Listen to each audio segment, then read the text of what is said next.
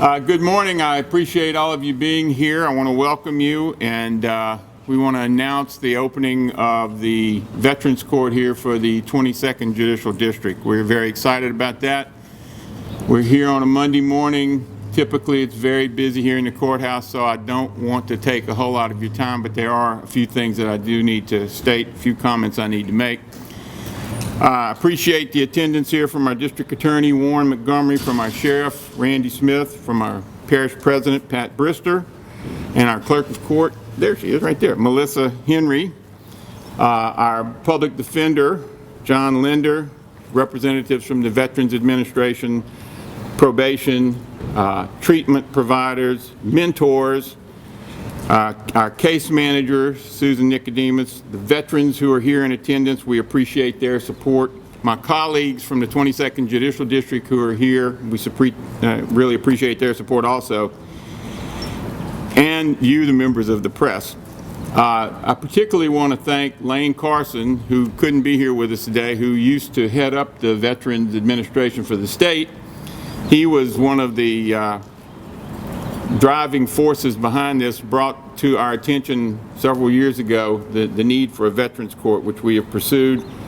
Also, John Wells, who's also a veteran who has been working diligently with us, along with Joe Myers back there. Both of these men volunteering their time. And I also want to thank our judicial administrator and her staff. Rachel Edelman has done a tremendous amount of work getting this started. So we are appreciative of everyone's effort. It truly is a team effort.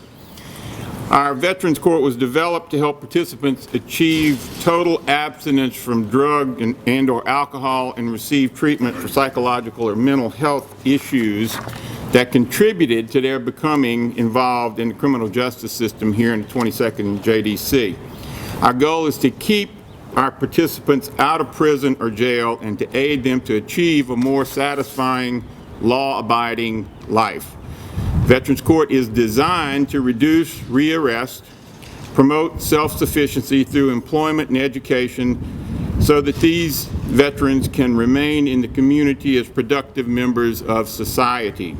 The mission requires a team effort, including, as I mentioned, the judge, the district attorney, the public defender, law enforcement, the Veterans Administration, supervision through the probation office, treatment through our providers, the clerk of court and her staff, mentors, and you, the public. Participation will be limited exclusively to veterans who have been convicted of certain felonies or misdemeanors, meet criteria for admission, and voluntarily accept Veterans Court as a condition of their probation.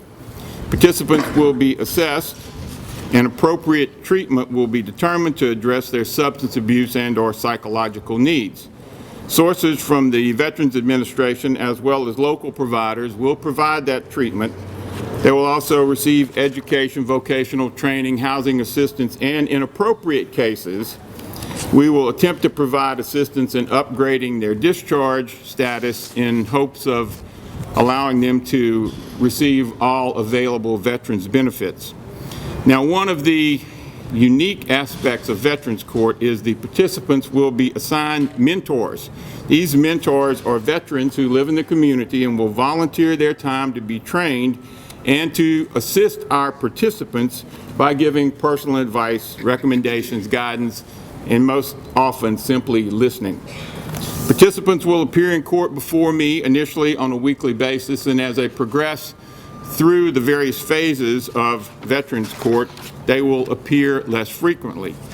Prior to court, I will meet with the team members to discuss the participant status and determine what, if any, changes need to be made in their treatment or supervision or screening or whatever else we determine needs to be addressed. Each member of our team plays an important role in the success of the Veterans Court and the participants. The District Attorney's Office acts as the gatekeeper, screening participants, and they participate in the staffing. The Public Defender's Office assures due process for each one of our participants. Probation monitors and documents progress and compliance of the participants. Our case manager conducts orientation with new participants, monitors activities within the program, and coordinates the team. Our treatment providers develop and implement individual treatment plans for each participant. Our Veterans Outreach representative acts as a liaison between the Veterans Administration and our Veterans Court. Our clerk documents court proceedings, issues subpoenas. Our Sheriff's Office provides court security and transportation of inmates to and from the jail. And we've already talked about our mentors. Why do we need a Veterans Court? Well, the 22nd Judicial District has a long history of what we call specialty courts. In 1997, Judge Peter Garcia and Elaine DiMaselli started the first drug court here in St. Tammany. In 2001, I started the drug court in Washington Parish. Since then, we have added a sobriety court, a reentry court, a behavioral health court, a family preservation court. Each court is designed with specific participants in mind. One size does not fit all. The goal is to help each participant remain clean and sober or get the psychological or mental health treatment they need in order to prevent them from reoffending or to lessen the recidivism rate that we have in our state. Helping these men and women get their lives together in order, saving their families, becoming productive citizens is reason enough to have these specialty courts, but there are additional benefits. There's been a lot of talk lately around our state about reducing the prison population. All of us participating in the various specialty courts have long agreed that we need to do things that we can help people stay out of prison. So we've had that concern for quite some time. Think about it. The cost of housing a prisoner in the Department of Corrections is approximately $25,000 a year. The cost of one of our participants participating in a specialty court is around $3,000 a year. The recidivism rate for inmates who go into prison and come out without any additional help and training is usually well over 50%. The recidivism rate for those who have successfully completed our specialty courts is somewhere between 8 to 10%. We want to stop the revolving door of people going in and out of prison. We want to produce productive citizens who are working, who are paying taxes and participating in our community. Again, why Veterans Court? Well, St. Tammany has one of the highest veterans populations in the state.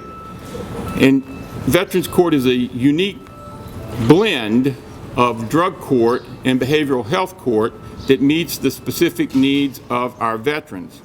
Our veterans are men and women who volunteered to serve. Many of them were sent into combat on numerous occasions to fight to preserve our way of life and our freedoms. They've earned our respect and are worthy of us going the extra mile for them. It's been found that veterans respond better being with other veterans. Most of our team members are veterans so that they can better relate to these veterans who are going to be with us. Recently, the North Shore Business Council had the Metropolitan Crime Commission do a survey and study of the criminal justice system here in St. Tammany, and we got glowing reports, we're happy to say. But this doesn't happen by accident. It takes a dedicated commitment and an effort between law enforcement, the district attorney's office, the public defenders and defense attorneys, and the court, and our sheriff's office with the jail, because they transport hundreds of prisoners back and forth from the jail to the courthouse on a weekly basis. All of those are very important parts of this system. I think we all would agree you get what you pay for. In 1998, there was a tax for the jail and a tax for the courthouse, two separate taxes. Both of those were ¼ cent each. The new jail opened in 2001. This courthouse opened in 2003. That was 14 years ago. Time flies. In 2018, this tax will run out. We need to renew this tax. On April 29th, these taxes will be coming up for renewal, but they've been lessened. There'll be 1/5 cent sales tax instead of 1/4 cent. There'll be 10 years in duration instead of 20. Now, what is of great interest to us that run the specialty courts. 10% of the courthouse tax has been dedicated to specialty courts. This is tremendous for us to have a sustainable source of funding instead of relying on grants that support all of our specialty courts, which may or may not be available to us when they run out. Also, with budget cuts in the state and in the federal government, having a source of income to run all of our specialty courts would be a tremendous help. And it would help not only the court, but those who are participating in it.